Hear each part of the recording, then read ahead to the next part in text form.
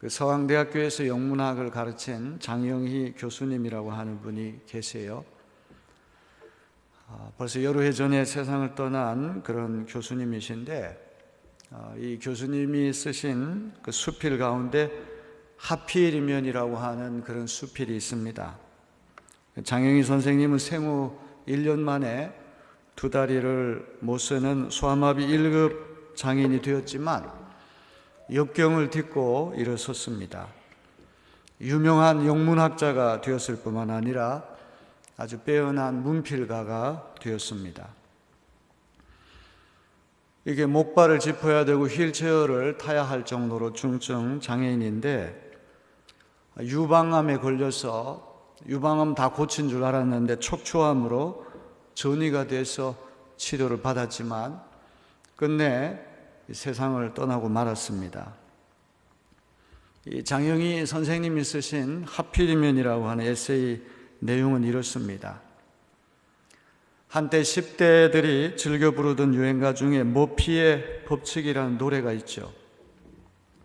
화장실이 있으면 휴지가 없고, 휴지가 있으면 화장실이 없고, 미팅에 가도 하필이면 제일 마음에 안 드는 애랑 파트너가 되고, 한 달에 한 번 목욕탕에 가도 하필이면 그날이 정기 휴일이고. 여러분이 인생을 살다 보면 이런 경험을 한두 번씩 다 했을 것입니다. 왜 다른 사람은 별반 노력도 하지 않고 복이 호박 농쿨채 굴러 들어오는 것 같은데 왜 하필이면 내 인생은 꼬이는 일이 이렇게 많은지, 아마 그런 경험들을 한두 번씩 다 했을 것입니다. 여간에서 세차를 하지 않는데 큰맘 먹고 세차를 했는데 하필이면 그날 소나기가 와서 세차한 것이 소용없게 될 때가 있죠. 장영희 교수님도 인생을 살면서 왜 하필이면 이런 일이 나에게 일어날까? 이런 경험을 수도 없이 많이 했다는 것입니다. 한 번은 장영희 교수님이 서울 시내를 걷고 있는데 어깨에 새똥이 떨어졌어요. 서울의 인구가 1천만 명이 넘는데 어깨에 새똥이 떨어지는 이는 한 명이나 두 명밖에 안 될 것입니다.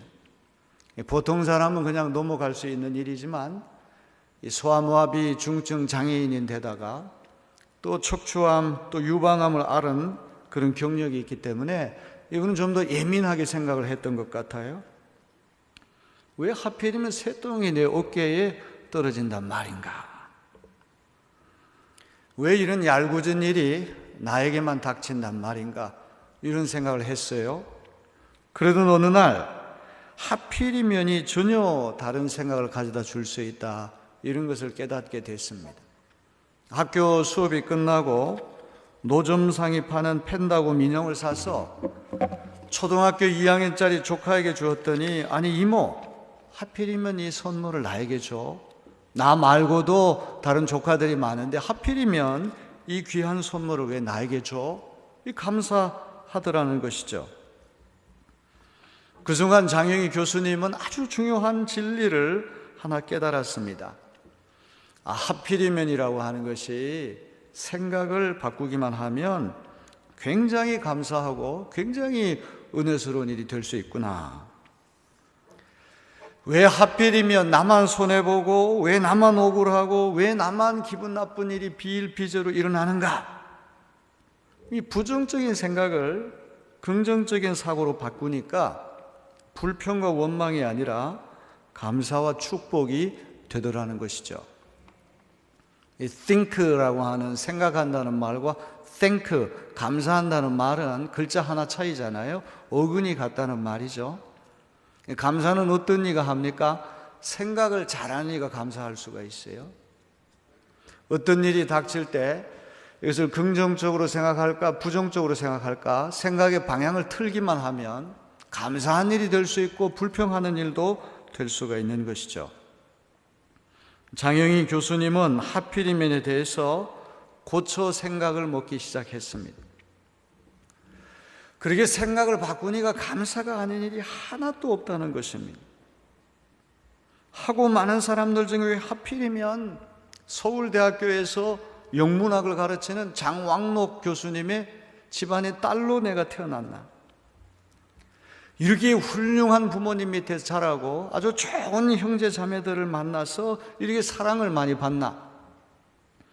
아프리카나 동남아시아나 라틴 아메리카에서 태어났다고 한다면 전쟁이나 기근 때문에 고생할 텐데 이렇게 평화롭고 물 좋고 산 좋은 대한민국에 이렇게 태어났나? 이런 생각하니까 다 감사하고 축복인 일이 아닌 일이 하나도 없더라는 것이죠. 저는 불꽃교회하고 인연이 없거든요. 우리 공성훈 목사님 말씀을 들었지만 오늘 처음 만났어요.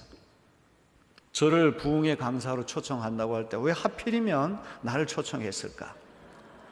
그때 공성훈 목사님 말씀 들어보니까 선조들이 우리 내리교회에서 장로님도 계시고 아주 이 믿음의 뿌리가 깊은 가문에서 이렇게 태어나고 자라난 분이에요. 이제 그런 인연이 있어서 아마 저를 이곳에 불러주신 게 아닌가 싶습니다. 제가 이 판교 이렇게 와서 교회 앞을 지나가면서 이 교회 건축하면서 고생했다는 얘기를 많이 듣고, 야, 참 교회가 예쁘게 잘 지어졌구나, 아주 좋은 몫의 교회가 있구나, 그런 생각을 했는데 제가 여기서 설교할 줄 누가 알았겠습니까? 하필이면 우리 기독교 대한감리회 목사님들이 얼마나 많습니까? 제가 이 교회에 이렇게 부흥성에 오게 된 것도 하나님의 은혜요 섭리인 줄로 믿습니다.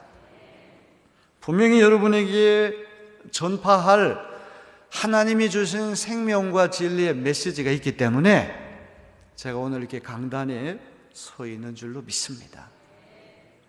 어떤 홀어머니가 남편을 잃고 아들 두 형제를 기르는데 큰아들은 우산 장사를 하고 둘째 아들은 집신 장사를 하는데 이 어머니가 1년 365일 근심 걱정이 떠날 날이 없는 거예요. 오늘처럼 이렇게 날씨가 화창한 날에는 아이고 날씨가 너무 좋아서 큰일 났네, 우산 파는 우리 큰아들 우산 하나도 못 팔겠네, 비가 옥수같이 쏟아붓는 날은 아이고 비가 너무 많이 와서 큰일 났네, 집신 파는 우리 둘째 아들 집신 하나도 못 팔겠네.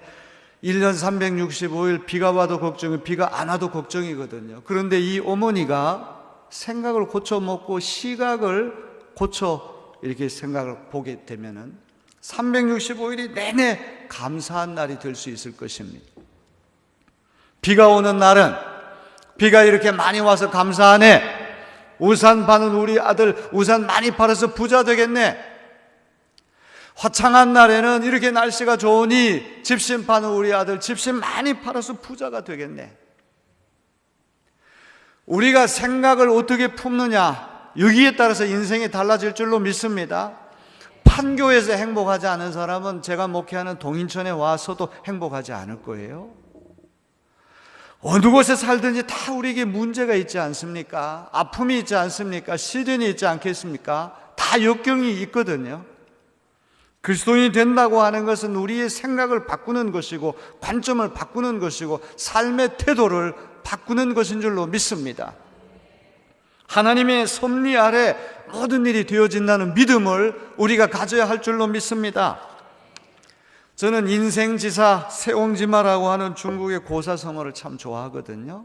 사람 사는 일이 세옹, 중국 국경의 어떤 노인이 기른 말과 같다. 그 나라에서는 말이 아주 귀중한 재산이었기 때문에 이 영감이 정성을 다해서 말을 길렀는데 어느 날 아침에 일어나 보니까 말이 월경을 했어요. 우리로 얘기하면 38선 넘어서 이북으로 갔단 말이에요. 귀중한 재산을 잃어버렸으니까 동네 사람들이 우르르 몰려와가지고 영감님 참 너무 안 됐습니다. 글쎄요, 이런 화가 변해서 복이 될지 어떻게 알겠습니까? 도망갔던 말이 다시 돌아왔는데 이 말이 앞말이라서 남의 나라 가서 순말하고 눈이 맞아가지고 저 혼자만 돌아온 게 아니라 야생마, 준마 한 피를 더 끌고 왔거든요. 이런 것을 되찾은 것도 고마운데 야생마 한 피를 더 얻었으니 또 얼마나 경사스럽습니까? 너무 잘 됐다고. 글쎄요, 이런 복이 변해서 화가 될지 어떻게 알겠습니까? 하나밖에 없는 외아들이 야생마 타고 놀다가 낙마를 했어요. 떨어져서 다리가 고장났습니다. 다리 다쳐서 장애를 입게 됐어요. 또 동네 사람들이 찾아와가지고 하나밖에 없는 아들이 다리가 고장났으니 이제 장가가기도 어렵고 너무 안 됐습니다. 글쎄요, 이런 화가 변해서 복이 될지 어떻게 알겠습니까? 나라 안에 전쟁이 터졌는데 두 다리 튼튼한 장정들은 다 전쟁터에 차출돼서 다 전사했는데 영감님 아들은 다리 고장났다는 이유 때문에 전쟁터에 불려가지 않고 아버지 모시고 잘 살았다는 이야기예요. 저는 여기 강단에 서기 전에 우리 불꽃감리교회가 건축을 하면서 얼마나 많은 어려움을 당했을까 그 생각을 하니까 제 마음이 이게 좀 감동이 왔어요. 저희도 6년 전에 200억짜리 건축을 한 적이 있거든요. 이 건축을 해보니까 얼마나 힘든가 제가 생생하게 체험을 했거든요. 경제적인 어려움 때문에 고생을 많이 했다는 얘기를 들었는데 이렇게 많은 분들이 이 교회를 지키고 또 열심히 헌신하는 모습 볼 때 얼마나 마음이 기쁘고 감사하고 감동이 되는지 알 수가 없습니다. 할렐루야! 하나님의 분명히 뜻이 있기 때문에 이 교회를 세워주신 줄로 믿습니다. 여러분들이 이 교회를 잘 지켜나가시고 앞으로 신속하게 모든 부채를 다 갚아나가시고 앞으로 날개를 훨훨 달고 더 크게 도약하고 비상하는 그런 교회 되어지기를 주님의 이름으로 기원합니다. 우리 공 목사님 저보다 7년 후배인데 보니까 얼마나 사람이 좋은지 몰라요. 그냥 전화할 때부터 얼마나 자상하고 친절한지 나도 우리 공 목사님 좀 배우고 싶어요. 교인들을 많이 사랑하고 아끼고 정말 이렇게 훌륭한 목사님 오셨기 때문에 우리 불꽃교회가 계속해서 부흥해 나가는 줄로 믿습니다. 기독교는 말씀의 종교잖아요. 헬라 문명은 보는 문명이고 히브리 문명은 듣는 문명이란 말이에요. 헬라, 그리스 문명의 정수인 이탈리아 로마에 가면 성 베드로 대성당이라고 한 대단한 성당이 있거든요. 1년 내내 그 성당을 다 지켜봐도 아득할 정도로 너무나 볼거리가 많아요. 이집트 카이로에서부터 모세가 출애굽한 경로를 따라 시내산까지 내려가다 보면 막막한 광야 사막지대만 보이잖아요. 지평선만 아득하고 낮에는 뜨겁고 밤에는 추운 그 사막지대에 가게 되면 청각이 예민해져서 이 도시 문명 속에 듣지 못했던 하나님 말씀을 듣게 되는 거예요. 그래서 예언자 문명은 사막 문명이 될 수밖에 없는 것이죠. 우리 기독교는 말씀의 종교인 줄로 믿습니다. 말씀에는 능력이 있는 줄로 믿습니다. 말씀은 삼중양태로 움직인다고 그랬잖아요. 첫째로 하나님의 말씀은 성육화된 하나님의 말씀, 예수 그리스도께서 하나님의 말씀이에요. 우리가 예수께로 돌아간다는 얘기는 말씀으로 돌아간다는 말이죠. 말씀으로 돌아간다는 얘기는 person and work of Jesus Christ. 예수의 인격, 예수님 누구냐? 사역, 예수님 어떤 일을 하셨는가? 거기로 돌아가는 거예요. 저는 우리 불꽃교회가 항상 그리스도 예수의 말씀에 서 있는 그런 교회가 되어지기를 주님의 이름으로 기원합니다. 또 기록된 하나님의 말씀, 성경이 하나님의 말씀이에요. 성경은 참 신비하고도 오묘한 책입니다. 성경에는 우리를 구원하시는 하나님의 놀라운 생명이, 진리가 들어가 있기 때문에 성령의 충만함을 읽고 성경을 읽다 보면 어느새 성령이 나를 읽고 성경이 나를 잡고 있는 놀라운 체험을 하게 될 것입니다. 세 번째는 선포된 하나님의 말씀. 여기 강단에서 선포하는 설교가 하나님의 말씀인 것을 믿으시길 바랍니다. 여기 서 있는 저나 여러분이나 똑같은 연약한 인간이 아닙니까? 하지만 강단에서는 그 순간에 하나님께서 모든 인간의 연약한 부분을 십자가 뒤에 감추어 주시고 하나님 말씀을 대언하는 메신저로 세워주신 것을 믿으시기를 바랍니다. 여러분이 강단에 선포되는 하나님 말씀, 나를 위한 하나님 말씀으로 믿고 기도하는 마음으로 이 말씀을 날마다 사모하는 마음으로 듣는다면 이 말씀은 여러분의 마음을 고치고 여러분의 생명과 진리를 던져주는 그런 능력이 있는 말씀이 될 줄로 믿습니다. 말씀에는 능력이 있잖아요. 하나님께서 우주 만물을 창조하실 때 말씀으로 창조하셨거든요. 창조의 능력이 있어요. 예수님께서 각색 병자들을 고쳐주실 때 말씀 한마디로 고쳐주시면 치유의 능력이 있습니다. 또한 말씀에는 변화의 능력이 있습니다. 기적 중에 기적은 사람이 변화되는 것 아니겠습니까? 우리가 예수님께로 돌아가고 성경으로 돌아가고 강단에 선포되는 하나님 말씀이 나를 향한 생명의 말씀, 능력의 말씀이 된다면 이 말씀은 여전히 효력이 있어서 창조의 능력이 있고 치유의 능력이 있고 변화의 능력이 있음 믿으신 여러분 되길 바랍니다. 우리가 음식이 맛이 있을 때 어떤 표현을 씁니까? 꿀맛처럼 달다 이런 표현을 쓰잖아요. 요즘 우리나라처럼 먹거리 문화가 많이 발달된 나라가 어디 있겠습니까? 먹다 죽은 귀신 때깔도 곱다 이런 속담이 있잖아요. 세종대왕님보다도 우리가 음식을 더 잘 먹잖아요. 친구 목사하고 서울에 있는 한정식집을 갔는데 메뉴판을 보니까 영의정 메뉴, 우의정 메뉴, 좌의정 메뉴 이렇게 돼 있더라고. 내심 영의정 메뉴를 먹고 싶은데 친구가 주머니 사정이 안 좋으니까 좌의정 메뉴를 시켰거든요. 틀림없이 영의정 메뉴는 아마 가지수가 몇 가지 더 추가될 거예요. 부천의 어떤 뷔페 식당은 아시아에서 제일 큰 뷔페 식당이라고 그래요. 육해공군이 다 올라가서 수백 가지인데 도대체 어떤 경로를 통해 순서를 어떻게 정해서 먹어야 할까 고민해야 할 정도로 음식 가지수가 많다고 그래요. 아무리 상다리가 휘어질 정도로 많은 음식이 있다고 할지라도 음식 맛이 꿀맛처럼 달기 위해서는 두 가지 조건이 필요한 것이거든요. 첫째는 배가 고프면 돼요. 아침을 굶고 점심을 굶으니까 저녁 때 꽁보리밥에 김치 조각 하나만 걸쳐놔도 그 음식 맛이 꿀맛처럼 달게 될 줄로 믿습니다. 그 다음에 건강해야 돼요. 우리 몸에 질병이 찾아오면 제일 먼저 입맛부터 떨어지잖아요. 입맛이 소태처럼 써서 어떤 음식도 받을 수가 없게 되는 거예요. 오늘날 유명한 목사님 말씀이 차고도 넘치는 시대가 되지 않았습니까? 스마트폰으로 텔레비전으로 설교 잘하는 목사님들 그렇게 많은데 홍수 속에 마실 물이 없다는 표현이 있는 것처럼 정말 그 말씀이 꿀맛처럼 단 말씀 여러분 발견하기 어렵잖아요. 왜 그렇습니까? 우리에게 갈급함이 없기 때문에 그런 것이죠. 배고픔이 없기 때문에 그런 것입니다. 사모함이 없기 때문에 그런 것이죠. 우리의 영혼이 건강치 못하기 때문에 그런 것입니다. 주일날 예배 드릴 때도 설교도 한 20분 정도 짧게 해야 돼. 조금만 길면 계속 시계를 쳐다봐요.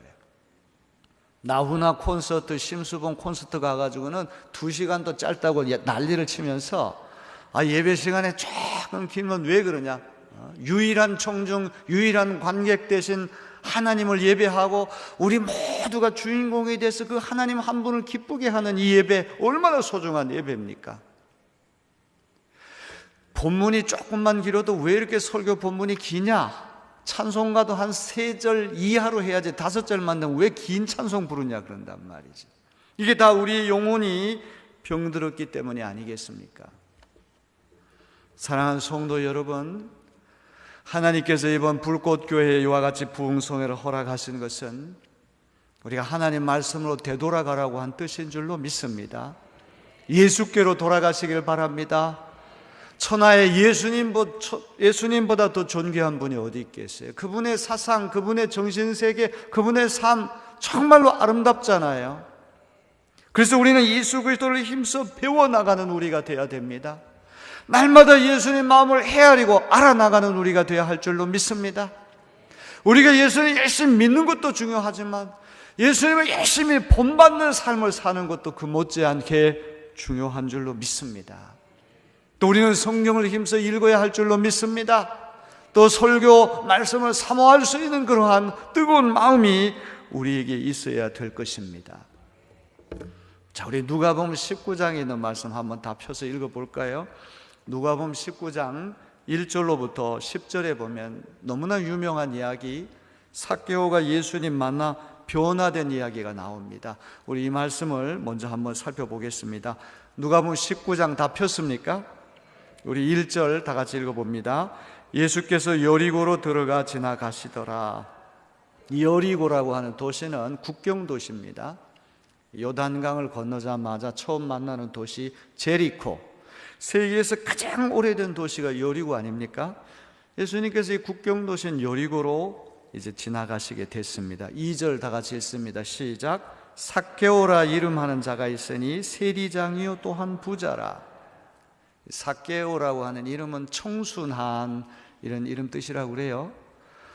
부모님이 이름을 지어주실 때 청순하게, 순결하게, 순수하게 그렇게 살라 그런 이름을 지어주었는데 이름 뜻대로 살지 못하고 아주 불결한 사람 되고 말았어요. 예수님 시대의 공공의 적, 퍼블릭 에너미, 공적이 두 부류 사람이에요. 첫째는 몸 파는 창기. 세상에서 가장 오래된 직업이라고 그러잖아요. 어떤 문화든지 간에 몸 파는 창기를 좋다고 얘기하는 사람은 없죠. 이건 당연하죠. 근데 또 한 부류의 사람들이 세리입니다. 지금이야 우리 세무서 직원 되는 것이 굉장히 어렵고 영광스러운 직업이지만 그 예수님 시대에 왜 세리가 이렇게 욕을 얻어먹었느냐? 로마의 식민 통치를 이제 당하고 있는데 이 로마 정부가 유대인들을 세리로 고용할 때 재량권을 줬단 말이죠. 할당된 목만 바치면 나머지는 얼마든지 착복하도록 재량권을 준 거예요. 그래서 예수님 시대의 세리는 허가 낸 도둑놈, 면허증 가진 강도 이런 소리를 들은 거예요. 어떤 집이 100만 원 세금이 나오면 200만 원이가 적어서 100만 원은 받아가지고 로마 정부에다 상납하고 나머지 100만 원을 착복한 거예요. 그래서 동족인 유대인들이 볼 때 세리는 매국노인데다가 아주 이 부정한 사람들이죠. 자, 그런데 이 삭개오라고 하는 사람은 다름 아닌 국경도시 여리고의 세무서장이란 말이죠. 그러니까 보통 지역의 세무서장만 되더라도 악명 높은 그런 죄인인데 국경도시의 세무서장은 이중의 죄인이에요. 왜냐하면 계속 외국 사람들, 이방인들을 만나야 되고 이방인들의 물품을 손을 대야 되지 않습니까? 이스라엘 민족은 성결한 민족이기 때문에 이방 민족과 접촉하면 안 되고 그들이 가진 물품을 터치하면 그 부정탄다고 생각하기 때문에 그걸 아주 금기시하는데 여리고 국경도시의 세무소장은 이 외국인들 계속 만나야 되고 외국인 물품 만져야 돼. 이중의 죄인이란 말이죠. 자, 그래서 세리장이요 또한 부자라. 세무소장이라는 죄인인데다가 돈을 많이 번 부자가 됐어요. 이 부자가 되었다는 말에는 뉘앙스가 있는 것이죠. 착복해서 이렇게 됐다는 말 아니겠습니까? 자, 3절을 다 같이 읽어봅니다. 그가 예수께서 어떠한 사람인가 하여 보고자 하되 키가 작고 사람이 많아 할 수 없어. 세무소장이고 돈은 많은데 외롭단 말이에요. 사람들이 만나주지 않고 외면하고 손가락질하고 뒤에서 수근수근 한단 말이죠. 그러니까 더 이를 악물고 너희들이 나를 왕따 놓으면 놓을수록 나는 더 돈을 악착같이 벌게. 점점 부자는 되자 마음은 공허한 것이죠. 그런데 예수님이 자기같이 소외된 사람을 다 이렇게 만나주시고 감싸주시고 친구 되어주신다는 얘기를 듣고 어떤 분인가 해서 보려고 했는데 이 두 가지 문제가 있어요. 첫째는 키가 작은 거예요. 이건 자기 문제거든요. 사람이 많아. 이거는 바깥에 있는 문제거든요. 우리가 예수님께 나아갈 때 항상 두 가지 장애가 있으면 첫째는 나의 내적인 장애가 있고 두 번째는 외적인 장애가 있는 거예요. 예수 사랑하는 마음이 간절하면 내적인 장애와 외적인 장애가 다 무너지게 될 줄로 믿습니다. 내적인 장애와 외적인 장애가 무너져야지만 참으로 예수님 만나는 역사가 일어나게 될 줄로 믿습니다. 4절을 다 같이 읽어봅니다. 앞으로 달려가서 보기 위하여 돌 무화과 나무에 올라가니 이는 예수께서 그리로 지나가시게 되밀어라. 이게 이중장애가 있으면 보통 사람은 에이 그만두자, 나중에 또 기회가 오겠지, 집으로 돌아가는 경우가 대부분인데 예수님에 대한 명성을 들었기 때문에, 소문을 들었기 때문에 이번 기회가 아니면 난 예수님 못 만난다, 이런 절박함이 그에게 있었던 거예요. 사람들 바지가랭이 속에 들어가 가지고도 예수님 만날 수 있지만 워낙 악명 높은 여리고의 세무소장이기 때문에 차마 그렇게는 하지 못하고 예수님 가시는 길 쪽으로 먼저 가가지고 무화과 나무 위에 올라가서 예수님을 보려고 했다는 것이죠. 적어도 우리가 예수님을 참으로 만나기 위해서는 이와 같은 아름다운 자세가 우리에게 필요한 줄로 믿습니다. 우리에게 있는 내면에 있는 어떤 장애, 바깥에 있는 장애를 다 극복하고자 하는 뜨거운 마음만 있다면 2000년이라는 시간을 뛰어넘고 공간을 뛰어넘어 여전히 살아계신 예수님 만나는 역사가 일어나게 될 줄로 믿습니다. 자, 5절 다 같이 봅니다.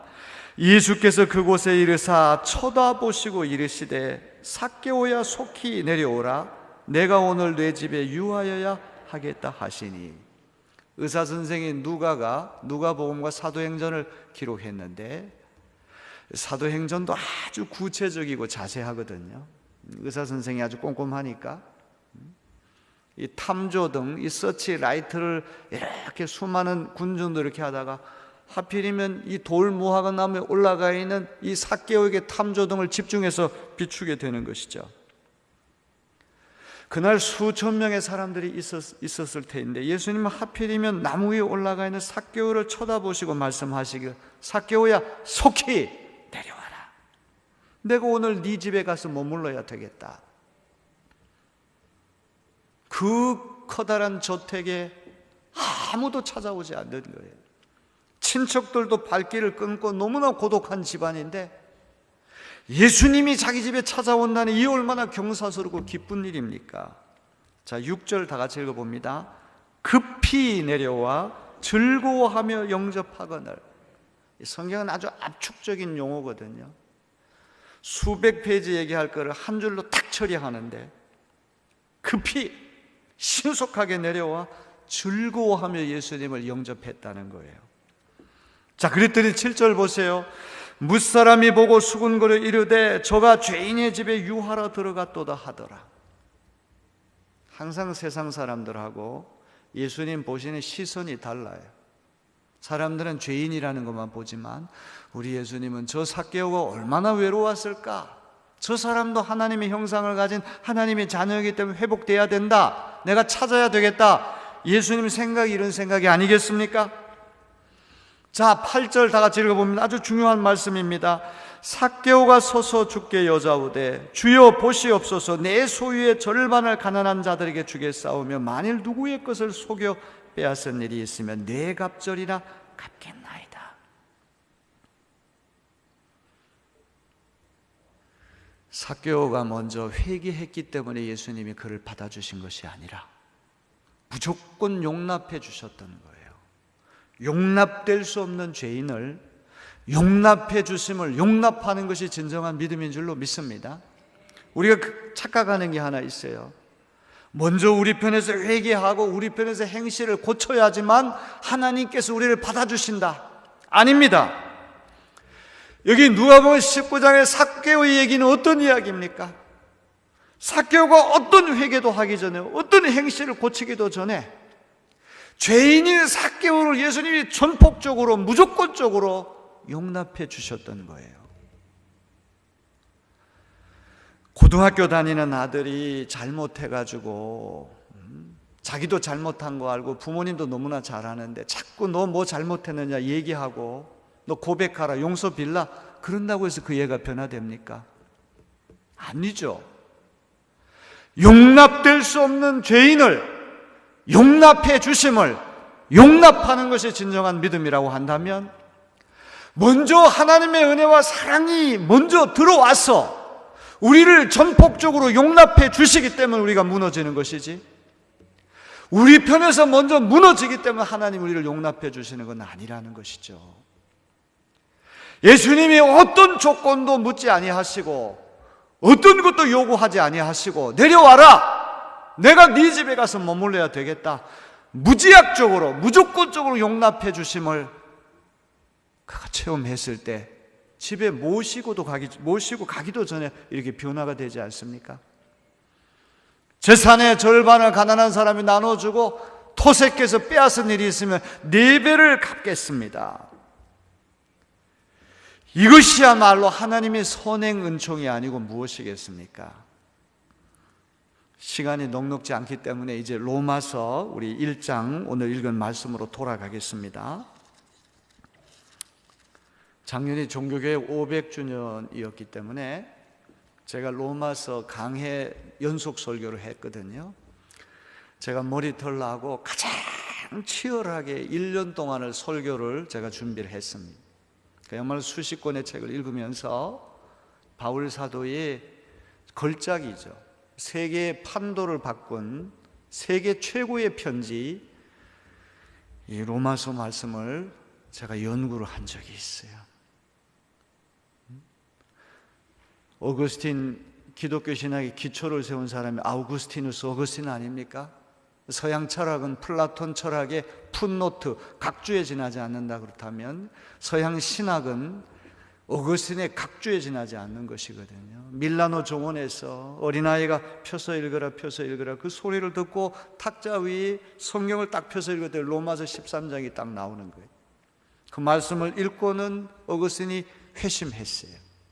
마틴 루터가 비텐베르크 대학교의 성서학 교수로 취임해가지고 시편, 로마서, 갈라디아서, 히브리서 다 믿음으로써 하나님의 의를 선물로 얻는다는 그 말씀을 강조하는 책을 읽다가 종교교회의 원리를 발견했거든요.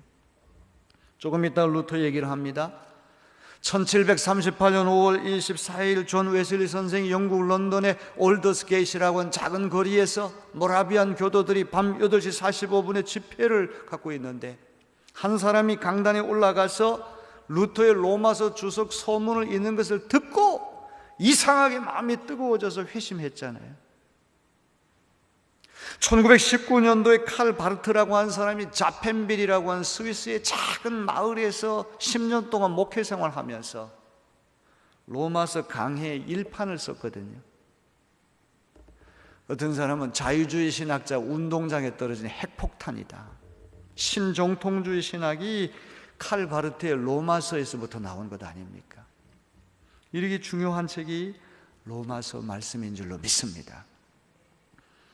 우리 불꽃교회는 다 좋은데 아멘 소리가 좀 약한 게 흠인데 저희 교회는 역사가 133년 됐는데도 제가 설교할 때 아멘이 굉장히 큽니다. 우리 불꽃교회도 그렇게 됐으면 좋겠어요. 여기 뭐 판교, 분당 이런 데가 천당 밑에 뭐 분당이라고 그런 얘기 제가 듣고 뭐 이게 참 제가 지금 메리엇 호텔에 와 있는데 또 우리 목사님께서 좋은 그런 자리를 주셔가지고 너무너무 아름다운 곳에 와 있는데 정말 판교에 와보니까 정말 너무 신기할 정도로 참 좋은 곳입니다. 그러나 아무리 여러분이 교양인이고 지성인이라고 할지라도 은혜 받을 때는 아멘! 특히 부흥이 아닙니까 지금? 제가 허튼 소리 하는 게 아니고 하나님 말씀 얘기할 때는 아멘! 하고 받으시면 더 큰 은혜가 될 줄로 믿습니다. 57년에 바울 사도께서 고린도에서 석 달 동안 체류하면서 안디옥을 전초 기주로 해서 동방선교를 했거든요. 한 25년 동안 동방선교를 다 완료하고 바울 사도께서 서바나, 그 당시 세계관으로 보면은 이제 서바나 스페인이 땅끝이거든요. 그래서 이제 서바나 스페인에 가서 복음을 전하면 세계 복음화가 이루어진다고 생각합니다. 그래서 이제 서방 선교로 눈을 돌리면서 고린도에서 때마침 예루살렘 모교회가 기근 때문에 큰 어려움에 빠졌다는 얘기를 듣고 마게도니아, 아가야 제국에 이방계 기독교인들의 복음을 해가지고 예루살렘 교회에 전달하고 그리고 서바나 스페인 가는 중간 기착지가 로마거든요. 그래서 여러분 지도를 딱 놓고 보게 되면 예루살렘에서 로마까지가 3분의 1만 더 가면 스페인 되는 거예요. 그래서 이 바울 사도가 한 번도 가본 적이 없는 로마 교인들에게 편지를 보내는 거예요. 너무 신기한 건 로마서는 핸드라이팅으로 자기가 쓴 책이 아니라 더디오라고 한 사람을 앞에 두고 구술을 한 거예요. 이 대석학이 기도하면서 하나님의 계시를 받아서 이 동방선교에 대한 모든 것들을 다 완료하고 바울 사도에 대한 많은 오해가 있잖아요. 특히 이신칭의 믿음으로서 의롭다 칭함을 받는다에 대한 거에 대해서 너무 많은 오해가 있는 거예요. 그 모든 오해를 불식하기 위해서 세상의 많은 언어 가운데 그리스어, 헬라어가 하나님을 말하기에 가장 정확한 언어라고 그러잖아요. 그 단어 하나, 문장 하나가 아주 압축적이기 때문에 가장 신비하면서도 가장 하나님에 대해서 잘 설명할 수 있는 언어가 그리스어라고 그러잖아요. 단어 하나를 생각해낼 때 몇 시간씩 걸리고 한 문장을 만들어낼 때 기진맥진해가지고 구술을 해서 받아 적게 하고, 바늘로 우물을 파듯이 손가락으로 바윗돌을 뚫듯이 바울 사도의 최후의 유언서가 로마서라는 거예요. 그러니 이 로마서가 세계를 바꾸는 책이 될 수밖에 없는 것이죠. 참 귀한 책입니다. 기독교의 모든 진리가 이 로마서에 다 함축이 되어 있는 거예요. 자, 여기 이제 로마서 1장 17절에 보면 하나님의 의라고 하는 개념이 처음 등장하는 거예요. 루터가 아우구스티누스 수도회의 수도사가 됐거든요. 원래 법률 공부를 하던 이제 율사가 되려고 법률 공부를 하다가 이제 여름방학 때 집에 돌아오면서 천둥 번개가 치니까 이제 그 당시는 과학이 발달되지 않아서 야, 나는 꼼짝없이 죽는구나. 아버지가 광부니까 광부들의 수호성인이 안나 수호성인 이름 부르면서 안나여 제발 내 목숨 살려주면 나는 법률 공부 때려치우고 신학 공부의 수도사가 되겠습니다. 중세는 수도원 운동이 활발하게 일어나서 수도사가 되는 길은 천국 가는 지름길이고 두 번째로 세례받는 거다. 수도사를 굉장히 높이 쳐줬다는 거예요. 중세 3대 수도원이 있잖아요. 도미니쿠스 수도회가 있고 프란체스코 수도회가 있고 아우구스티누스 수도회가 있는데 가장 엄격한 수도회가 아우구스티누스 수도회예요. 이 루터나 웨슬리 같은 사람은 굉장히 강렬한 사람이고 완벽주의자예요. 이게 이제 강박증이라고 하는 걸 우리가 얘기를 하잖아요. 문을 잠글 때도 몇 번씩 이렇게 더 잠그고 글을 쓸 때도 하나의 어떤 오타 이런 게 나지 않게 아주 완벽을 기하는 사람. 루터나 웨슬리가 그런 사람들이거든요. 수도사가 됐는데 새벽 2시에 일어나가지고 첫 번째 미사를 드리고 6번 미사를 드리고 식사를 2끼밖에 안 하는 거예요. 그것도 아주 채소, 잡곡. 복도 이렇게 걸을 때는 이쪽 벽에 딱 붙어가지고 고개를 숙여 다른 사람 얼굴 마주치지 않으려고 이렇게 달달 볶으면서 수도 생활을 했는데, 여기 로마서 1장 17절에 나오는 하나님의 의를 도저히 만족시킬 수 없는 자기 자신을 발견한 것이거든요. 그래서 이 하나님의 의가 도대체 뭘까?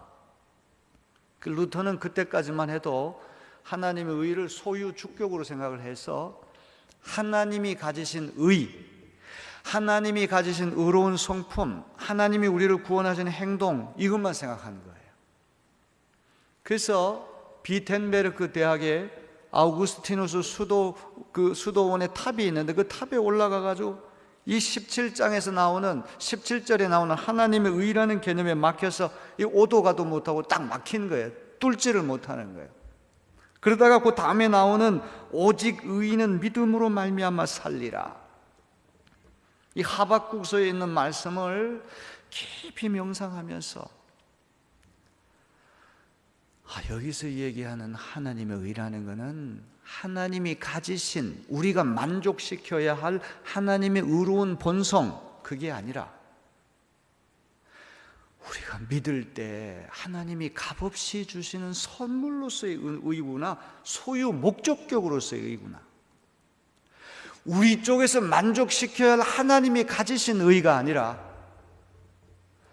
우리가 아무 자격도 없고 하나님의 의를 만족시킬 만한 그 어떤 선행도 한 적이 없지만 흉악한 죄인이라고 할지라도 예수 그리스도를 믿을 때 값없이 주시는 하나님의 은혜로 말미암아 내게 넘어오는 하나님의 선물로서의 의구나, 이거를 발견을 한 순간에 무릎을 딱 치면서 이 1장 17절에 막혀가지고 이 로마서를 더 이상 나아갈 수 없는데 이 브레이크 스루, 돌파, 독일말로 두루브루프, 완전히 이게 탁 뚫려가지고 로마서 전체를 보는 눈이 확 열리게 된 것이죠. 여기서부터 종교교육의 원리가 나오게 된 것을 믿으시는 여러분 되길 바랍니다. 바울 사도의 고민이 이런 거예요. 아담과 하와의 원죄로 인해 가지고 우리가 다 죄인이잖아요. 조그만 어린아이가 우리가 착하다는 말을 하는데, 이 아이들 1살, 2살 먹은 애들 관찰을 해보세요. 아이들이 착하다는 힘이 없기 때문에 착해 보이는 것 뿐이지, 엄마의 젖을 충분히 먹고 포만감에 젖어 있는 아이가 옆집 아이가 젖이 부족하다고 그래서 동량젖을 주면 얼굴이 새파랗게 질려서 울어요. 죄가 뭔지를 가르쳐 준 적이 없는데, 4살 먹은 애, 5살 먹은 애가 자본주의, 공산주의가 뭔지도 모르는데 옆집 아이가 장난감 하나로 가져가면 새파랗게 질려가지고 울어요. 그래서 독일 사람들은 원죄를 에어프쥔데, 에어벤이라는 말은 상속받는다는 말, 상속죄, 유전죄, 누구나 다 불가항력적으로 상속받는 죄가 원죄인 줄로 믿습니다. 세상의 의로운 재판장도 명백하게 죄가 있어가지고 그 사람 사형 선고를 받아야 할 사람인데 무죄 판결을 내리면 그 사람 법복을 벗어야 되잖아요. 비길 데 없이 의로우신 하나님, 비길 데 없이 의로운 재판장 하나님께서 하나님의 법정에선 우리 흉악한 죄인들을 어떻게 우리를 죄 없다고 선언하실 수 있을까? 이게 바울 사도의 고민이며 마틴 루터의 고민이 아닙니까? 예수 그리스도 때문에 가능한 것이죠. 우리가 우리 죄를 사면할 길이 없으니까 하나님께서 우리를 딱하게 여기셔서 예수님을 이 땅에 보내주시고 십자가에 피 흘려 돌아가시게 하셨고 사흘 만에 부활시키셨어요. 예수 그리스도를 믿는 그 순간에 이중 전가가 일어난다는 말이죠. 우리의 죄는 예수의 어깨 위에 전가돼서 우리가 그 죄값을 치르고 우리가 심판받아야 할 것을 피 흘려 돌아가심을 또 예수님 대신 심판받으신 줄로 믿습니다. 그 다음에 예수 그리스도를 믿을 때 값없이 주시는 하나님의 은혜로 말미암아 이번 그리스도의 의가 우리에게 전가되어서 하나님께서 다름 아닌 우리에게 덮어 씌워진 그리스도의 의를 보시고 너는 무죄 방면이야, 너는 더 이상 죄인이 아니야, 의롭다고 선언해 주시는 것이 justification by faith, 이신칭의 믿음으로써 의롭게 되는 이치인 줄로 믿습니다. 자, 이제 제가 마지막 이신칭의 대표적인 이야기 하나만 여러분에게 말씀을 드리고 제 설교를 마치려고 그래요. 저는 예수님 십자가에 달려 돌아가실 때 좌편과 우편의 강도 두 사람이 달렸다는 이야기가 참 너무 신기해요. 우리가 오늘 예수님 십자가에 못 박는다 그러면 예수님 여기하고 두 사람은 따로 이렇게 십자가에 달지 않겠어요? 근데 예수님 딱 센터에 두고 좌편과 우편의 강도 두 사람을 이렇게 달게 됐는데, 한 사람은 죽어가는 순간에도 예수님을 조롱하고 비난하고 믿지 않고 그랬던 사람이, 또 한 사람은 예수님 죄가 없는 분인데 자기를 십자가에 못 박는 사람 다 용서하는 모양을 보고, 야, 저분은 정말 하나님의 아들이구나, 순전한 믿음이 생겼다는 거예요. 그래서 찰스 스펄전이라고 한 사람은 이 구원받은 강도 이야기를 가지고, 구원받은 강도는 예수님 지상 최후의 동반자고 천국 최초의 동반자다. 예수님 십자가에 달려 돌아가실 때 옆에서 지근거려서 예수님을 지켜준 사람 베드로도 아니고 야고보도 아니고 요한도 아니고 마리아도 아니고 사형수 흉악한 죄인 한 사람이 예수님을 마지막 운명하실 때 옆에서 지켜줬다는 거예요.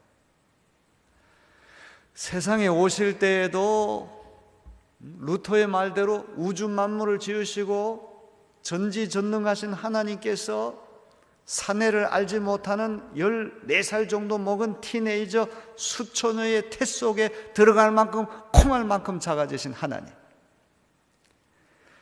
여관에 자리가 없어서 마국간에서 축사에서 짐승의 여물통 구유에 예수님 누우시더니만 돌아가실 때도 죄인들 틈바구니에 돌아가시는데 끝까지 예수님을 마지막까지 지켜준 사람은 베드로도 아니고 야고보도 아니고 요한도 아니고 강도가 예수님 지상 최후의 동반자고, 예수님 보고 나를 기억해 달라고, 오늘 네가 나와 함께 낙원이, 그 낙원이 어떤 곳인지 모르고 그게 천국이라고 한다면 예수님과 더불어 제일 먼저 천국에 간 사람은 강도가 아니겠습니까?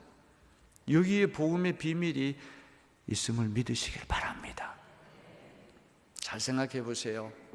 이 사람은 지금 두 손, 두 발이 다 묶여있기 때문에 착한 일을 할래 할 수가 없어요. 선행 때문에 그가 구원받은 게 아니란 말이에요. 그가 예수님을 하나님의 아들로 구세주로 믿은 시점이 어느 때인가 중요하죠. 오병이의 기적을 행할 때가 아니에요. 죽은 사람 살릴 때가 아니에요. 인기가 하늘을 찌를 때가 아니라 하나님도 버리고 땅도 버리고, 누가 생각해도 예수님 하나님의 아들이라고 얘기할 수 없는데 완전히 버림받은 상태, 완전히 무기력한 상태, 완전히 속수무책인 그때 예수님을 믿는 믿음, 그게 진짜 믿음이 아니겠어요? 욥기서가 도전하는 것도 그거죠. 사탄이 욥을 참소하면서, 하나님, 욥이 저렇게 하나님 잘 믿는 거는 까닭 없이 믿는 줄 아십니까? 하나님 잘 믿으면 상 주고 안 믿으면 벌 주니까 상선벌악, 그 때문에 저러는 거 아닙니까? 하나님 저에게 준 축복 다 거두어 가보세요. 그러면 금방 하나님 저주하고 하나님 믿지 않을 겁니다. 이 욥을 사이에다 두고 하나님과 사탄이 도박 내기를 하는 거 아니에요. 구원받은 강도의 이야기야말로 이신칭의가 뭔지를 우리에게 보여주는 거예요. 종교적으로 아무리 경건하게 살고, 도덕적으로 아무리 선량한 삶을 살고, 아무리 우리가 착한 일을 많이 한다고 할지라도 그 공로 때문에 하나님께서 우리를 죄 없다고 말씀하시는 게 아니란 말이에요. 바울 사도께서 말씀하잖아요. 의인은 없나니 하나도 없다. 모든 사람들이 죄를 보면서 하나님의 영광에 이르지 못했다. 인천 앞바다에서 하와이까지 수영해서 간다고 할 때 잘하는 사람은 몇 킬로 가지만 못하는 사람 몇 미터밖에 못 가요. 사람이 볼 때는 멀리 가고 가까이 가는 차이가 있을지 모르지만 자기 힘으로 수영해서 하와이까지 갈 수 없다는 사실은 분명하잖아요. 사람이 보기에 종교적인 경건성, 도덕적인 것, 이런 것 차이가 있을지 모르지만 하나님 보실 때는 다 자격 미달이라는 거예요. 아무도 자력으로 구원받을 수 없기 때문에 하나님께서 예수 그리스도를 이 땅에 보내셔서 십자가에 피 흘려 돌아가심을 통하여 우리의 죄를 사면해 주시고 다시 부활하셔서 그리스도의 의를 통하여 그리스도의 의가 우리에게 전가되어서 다름 아닌 예수 그리스도를 믿는 그 순간에 값없이 주시는 하나님의 은혜로 말미암아 우리에게 전가된 그리스도의 의를 보시고 너는 더 이상 사형 판결 안 받아도 돼, 너는 무죄야, 무죄 방면을 해주는 것이 이신칭의인 줄로 믿습니다. 이신칭의는 만민을 평준화시키는 거예요.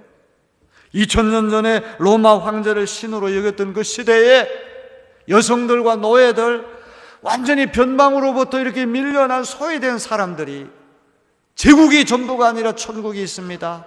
황제가 신이 아니라 십자가에 달려 돌아가신 예수님이 하나님의 아들입니다. 황제라고 해서 다른 방법으로 구원받는 것 아니고, 노예라고 해서 다른 구원 방법 받는 것도 아니고, 모든 사람이 예수 그리스도를 믿어야지만 값없이 주시는 하나님의 은혜로 말미암아 우리는 구원받을 수 있습니다.